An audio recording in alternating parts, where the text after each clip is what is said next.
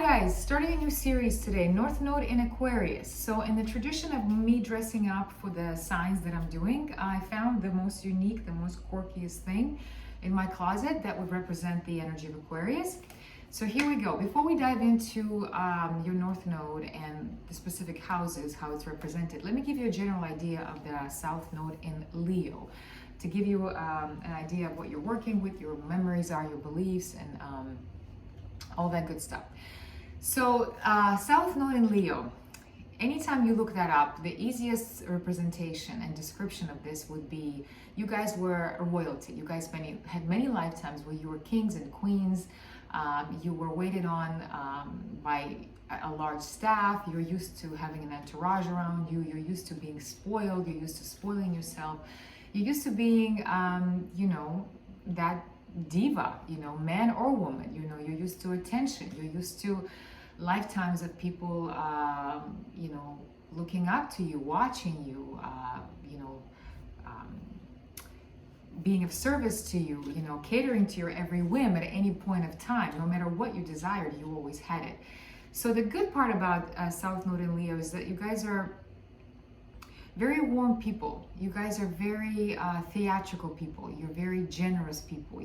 People usually like you. They like to be around you because there's a warmth. There's this large aura around you that, people love that. They feel good around you. When Leo, in its positive manifestation, is a very warm sign. It has a big heart. It knows how to bring out the child from each one of us. Whenever we interact with you, we feel younger somehow. We feel like, we got some kind of attention and loving that maybe we never got from anybody. So it's good to be in your presence. You guys know how to make people feel good. You know how to spoil them. You're generous. You know how to give them attention. You know how to you're very good with children. You're very good with playing with them and finding a common ground with them. And kids probably gravitate to you. They like you because you have that playful energy. You're good with, like I said, theatrics. There's an actor and actress inside every one of you. You guys have been lifetimes of literally of actresses, of Broadway people, dancers, singers, whoever was out there on the stage. That was you. You're used to being on the stage. You're comfortable with the stage. You love the attention. You love the applause. As a matter of fact, you love it so much that you look for it all the time. Even if you may not be on the stage this time around, you're still looking for that appreciation, that, those eyes looking at you and saying, oh my God, that the fan base that you're used to, just that worshiping that people did with you in many lifetimes. You guys were my superheroes in a sense of, Leo is brave, and Leo, like a superhero, comes in, saves the day, and then again everybody applauds. And so you guys know how to do that. You know how to come in, take over a situation, but make it fun, lighten it up, make it comfortable, warm, gregarious. Leo knows how to have fun. Leo knows how to infect others and bring the fun with them. Have people play. Just how to get people to play, bring them out of their shell. Open them up like that. So the downside of Leo in the South Node is, just as you were the diva, you were also the drama queen. Whether you're a man or a woman, you're used to having your way. You're used to, maybe raising your voice. You're used to being throwing tantrums, damsel in distress, the one that's like, please, everybody leave whatever you're doing, drop whatever you're doing, and come to my rescue. Come help me, come do this for me, because I can't do it without you. So you're used to having people around you. You're used to depending on a lot of people taking care of you. But not taking care of you like as in like nurture you or whatever. Even, actually that could be possible too, but take care of you from every point of view. If you need help with dressing up, if you need help with, feeding you, if you need help with going with you somewhere, you like to have that support group. Leo loves to have an audience around them. So wherever you are, you will always try to create an audience around you. And especially if you're not getting the attention, because Leo will always want attention. Subconsciously, you will always want that, because that's what gives you life. That's what, keeps you going. So imagine if we think about it to the extreme, South Node is where you went to the extreme in your expression. So once again, tantrums, when you think about that queen, that raging queen that's never satisfied, and she's like, cut everybody's head off. You know, when you think about the Queen of Hearts in Alice in Wonderland, that kind of idea. You know, it can be ruthless. You can be have tantrums. You have a very short patience. You don't like to wait. You want it now. You know, you want it your way, and you want to be spoiled. You demand luxury. You want, you know, things to be your way. There's a lot of pride associated with Leo South Node because you're used to getting your way a lot. You're used to people looking up to you. You're used to people being your servants and your serfs. And so there's a big ego with South Node and Leo, you know, an ego that's like, you're going to respect me, you're going to look up to me, you're going to serve me because I deserve that. And in this lifetime, you may not get that. And you may be very disappointed in that because you're like, what the hell is going on? And then you'll try to create situations where you will try to create that drama around you just so that people feed you. They feed you that energy that you need. So what else? Vanity. Vanity is a big one with Leo South Nodes. You know, you guys are used to looking good and getting praises and compliments. You guys love that. You guys are, you know, Leo is ruled by the sun. So if we think about it, you know, in our planets and all that, the sun, everybody revolves around the sun. And that's what you guys are used to. And that's what you subconsciously expect. You expect everything to, like, you know, roll around you, not roll around you, but rotate around you. You know, you're the center of the universe, literally. That's how you see it. And now, having mentioned all of that, you, with North Node in Aquarius, it's going to be hard for you in a sense because you need to let go of these selfish, vain, egotistical tendencies. You know, you cannot be that, you know, hogging all the light, all the spotlight. You know, you got to make room for others. You know, with Aquarius North Node, you will be asked to kind of go away from the drama. You know, Aquarius doesn't really need anybody. Aquarius is cool on their own. Aquarius marches to the beat of their own drum. They have their own style. They have their own style of dressing, of expressing, of their style of living their life, of how they love, of relationships, how they treat people. And they can literally, they do everything on their own. You know, they don't need an audience. They're just cool by themselves. And so you will be asked to find that cool within you without having anybody feed you that, without having anybody applaud you, having anybody sit there and then run around you like, you know, everybody being your personal assistant. You know, you got to get away from that. You got to become self-sufficient and lighten up. You know, Aquarius is air. Aquarius is very individualistic in a sense of expression, you know, where he doesn't need anybody. He doesn't need praise or whatever. He's just cool the way he is. But it's also very collective as well, because Aquarius sees that everybody is unique. You know, Leo South Nodes, you guys think that you guys are the unique one. You guys need everybody to look up to you and tell you how beautiful you are and how awesome you are and how we just fucked without you. So Aquarius is like, no, we're all cool. We're all awesome. We're all the same. Nobody's more special. You know, we're all awesome, and that's the beauty of all of us. So Aquarius sees the beauty in every individual. Aquarius doesn't compare. Aquarius doesn't say, I'm better than you. Aquarius is just like, wow, I'm cool, you're cool, let's go have fun. So you'll be called to do that, to let go of this selfish idea of like everybody worship me and everybody rotate around me, and just kind of get off that high horse, get off the pedestal and say, hey, there's other people in this world around me. Maybe you haven't noticed them. There's a lot of people in this world around you, and they all are awesome. And you're not better than them, you're not worse than them. You're just as special, and they're just as special. So yeah, so now let's dive into each house and see how your, your North Node in Aquarius would manifest more specifically. Okay? All right. North Node in Aquarius in the 9th house. Okay, let's get to know your Leo South Node in the 3rd. So here's what I'm thinking. First, the good part about Leo South Node in the 3rd is that you had many lifetimes where you were, you're an engaging speaker. You're awesome. You know how to draw an audience around you. You're very dramatic in your presentation. You can be warm in your presentation. You're very enthusiastic. You know, you're somebody that people love to gather around the TV and watch you. You know, you had lifetimes of that. You're really good at that. You're very theatrical in the way you express your ideas, you know, and you're not very shy about it. You know, you'll speak up and right away say what you think, and it's usually going to have some kind of dramatic flair to it. Very good artist too, very good artistic skills, very good communication skills, as far as expressing yourself with creative ways of saying things. So ideas as far as that soothing communicators, the ones that make people feel good, when people watch you, they feel good. The first one that came to mind was our beloved Mr. Rogers, the guy, the friendly neighbor who gathers around everybody, and everybody, we love you, and we love the neighbors, and all these feel-good stories. Leo is all about feel-good stories where somebody's helping, and we're going to honor these people, and we're going to say, there's such a good guy, he took care of this, that idea of like feel good ideas. What else? Another idea would be like Robin Williams, the stuff that he did. He was very warm like that. He was enthusiastic. He was, he encouraged kids to play in a sense. Somebody who's very good with kids. Kids respond very well to you. What else?